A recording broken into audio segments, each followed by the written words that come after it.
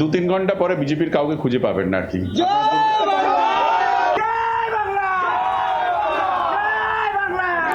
বরং শুনে যাচ্ছি আমরা, যেমনটা শুনতেই পাচ্ছি, তোমার সঙ্গে দেখতেই পাচ্ছি, মিছিল স্লোগান শুরু হয়ে গিয়েছে। কি অবস্থা, কি চলছে বলুন? দেখো, এই মুহূর্তে কিন্তু একেবারে যারা কাউন্টিং এজেন্ট রয়েছেন তারা এইভাবেই লাইন দিয়ে কিন্তু তারা ধীরে ধীরে ভেতরে ঢুকছেন এবং সকাল থেকে আমরা দেখেছি একেবারে লাইনটা কিন্তু এইভাবে পড়ে গিয়েছে। 8টার থেকে ভোট গণনা। আমি যেখানে রয়েছি রাষ্ট্রগুরু সুরেন্দ্রনাথ কলেজ, সেখানে কিন্তু 6টি কেন্দ্রে ভোট গণনা হবে। বীজপুর থেকে আরম্ভ করে ব্যারাকপুর পর্যন্ত, বীজপুর থেকে ব্যারাকপুর পর্যন্ত 6টি কেন্দ্রে ভোট গণনা কিন্তু এখানে হবে। যেমন কড়াকড়ি নিরাপত্তা ব্যবস্থা, ঠিক তেমনই কিন্তু বিভিন্ন দলের কর্মী যারা রয়েছেন, যারা এজেন্ট রয়েছেন, তারা কিন্তু ইতিমধ্যেই এসে একেবারে এইভাবে লাইন দিয়ে তারা কিন্তু ধীরে ধীরে ঢোকানো হচ্ছে এবং যেখানে ঢোকানোর ব্যবস্থা, অর্থাৎ যে রাস্তায় যেখান দিয়ে ঢুকবে সেই জায়গা কিন্তু একেবারেই নিশ্চিন্ত নিরাপত্তা যেটা বলে, সেই নিরাপত্তা বলয় কিন্তু পুরোপুরি ফেলা হয়েছে। একদিকে যেমন রয়েছে কেন্দ্রীয় বাহিনী, পাশাপাশি উল্টো দিকে রয়েছে রাজ্য পুলিশ। প্রত্যেকে কিন্তু একেবারেই কোনো রকম ফাঁক রাখতে চাইছে না, কোনো রকম গন্ডগোল এড়াতে বা একদম সমস্ত জায়গায় আমরা দেখছি যে একেবারেই পুলিশ তারা কড়া প্রহরার মধ্যে রয়েছে। এইভাবেই কিন্তু লাইন দিয়ে, অর্থাৎ এই যে লাইন দেখছো, এই লাইন সোজা চলে যাচ্ছে কাউন্টিং সেন্টারে। সেখানে প্রত্যেকে ঢুকবেন, যার যার দলের যারা এজেন্ট রয়েছে তারা এখান থেকেই কিন্তু এইভাবেই সোজা ঢুকবে ভেতরে।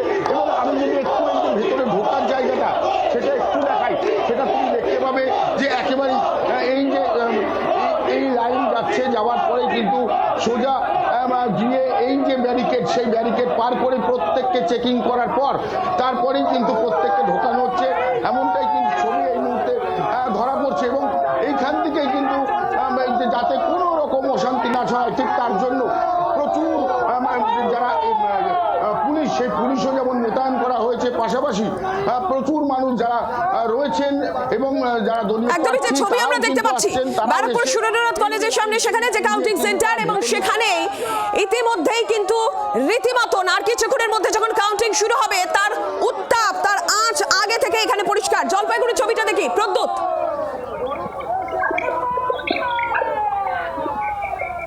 দেখো, আমি এই মুহূর্তে দাঁড়িয়ে রয়েছি উত্তরবঙ্গ বিশ্ববিদ্যালয়ের দ্বিতীয় ক্যাম্পাস, ঠিক তার আগে গভর্নমেন্ট ইঞ্জিনিয়ারিং কলেজ ক্যাম্পাস। আর সেই কলেজ ক্যাম্পাসের ভেতরেই কিন্তু উত্তরবঙ্গ বিশ্ববিদ্যালয়ের দ্বিতীয় ক্যাম্পাস ভোট গণনা কেন্দ্র।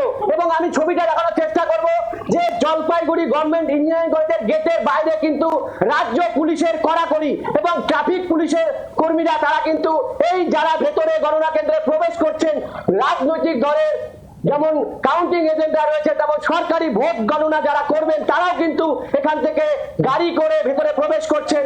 ভেতরে এই গেটের থেকেই কিন্তু পুলিশের কড়াকড়ি এবং যারা এখানে আসছেন ভোট গণনা কেন্দ্রে, জলপাইগুড়ি যে গণনা কেন্দ্র রয়েছে, এখানে 5টি বিধানসভার কিন্তু গণনা কেন্দ্র গণনা হচ্ছে শুরু হবে। এবং এখানে যেমন ডাবগ্রাম, ফুলবাড়ি, রাজগঞ্জ, জলপাইগুড়ি, ময়নাগুড়ি এবং ধূপগুড়ি, এই 5টি বিধানসভার কিন্তু এই কাউন্টিং সেন্টারে কাউন্টিং হবে। পাশাপাশি মালবাজার এবং নাগরাকাটায় মালবাজারেই হবে। এই 7টি বিধানসভা জলপাইগুড়িতে 2 কোম্পানির কেন্দ্রীয় বাহিনী ভেতরে এই গণনা কেন্দ্র রয়েছে এবং 12 কোম্পানি কেন্দ্রীয় বাহিনী জলপাইগুড়ি জেলায় কিন্তু রয়েছে। যে কোনো অপ্রীতিকর ঘটনা এড়াতে ভেতরে যেমন কেন্দ্রীয় বাহিনী কড়া নিরাপত্তার মধ্য দিয়ে স্ট্রং রুম সামলাচ্ছে, ঠিক তেমনি বাইরে কিন্তু রাজ্য পুলিশের কর্তারা রয়েছে। ইতিমধ্যে জেলা শাসক, একদিকে কেন্দ্রীয় বাহিনী, বাইরে রাজ্য পুলিশ। যে ছবি জলপাইগুড়ি দেখছিলাম, আরো একবার একটু বরুণের কাছে যাই।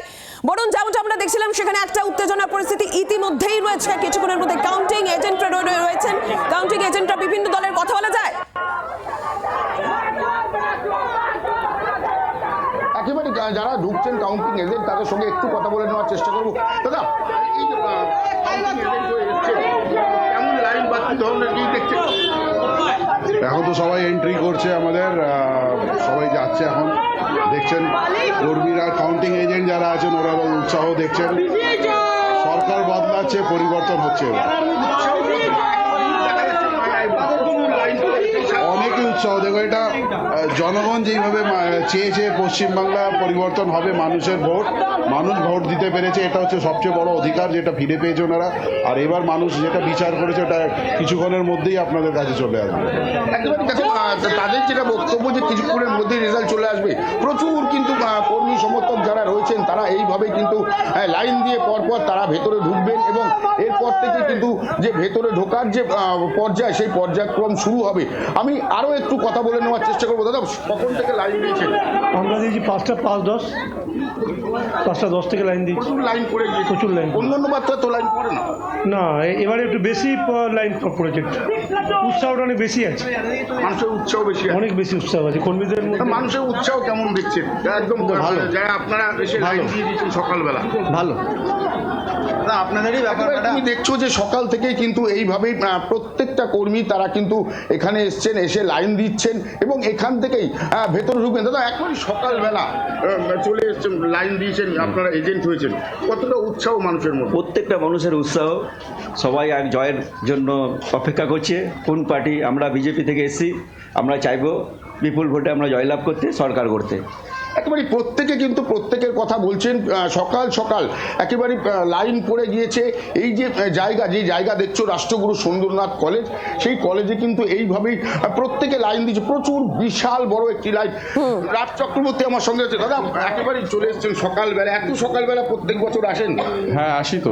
আমি এই নিয়ে 21, 24 আর হ্যাঁ 3টে ইলেকশন তো আমি সকালবেলায় এই লাইনে দাঁড়িয়েই গেছি ভিতরে। কি মনে হচ্ছে দাদা, এবার ইলেকশন কি হবে? খালি সময়ের অপেক্ষা। 2-3 ঘন্টা পরে বিজেপির কাউকে খুঁজে পাবেন না আর কি। আপনারা দূরবীন নিয়ে খুঁজবেন, আমরাও খুঁজবো, কাউকে পাওয়া যাবে না। দেখুন, এয়ারপোর্ট থেকে অলরেডি হেলিকপ্টারে স্টার্ট দিয়ে দিয়েছে, চার্টার ফ্লাইটের স্টার্ট দিয়ে দিয়েছে। খালি ওরা বিজেপি আবার কি, কারা আবার কি? যারা বাইরে থেকে এসছে, যারা উড়োজাহাজ নিয়ে এসছে এখানে বাংলা দখল করতে, 2 ঘন্টা পরে দেখবেন তত করতে উড়ে উড়ে সময়ের অপেক্ষা। ভয় করছে নাকি?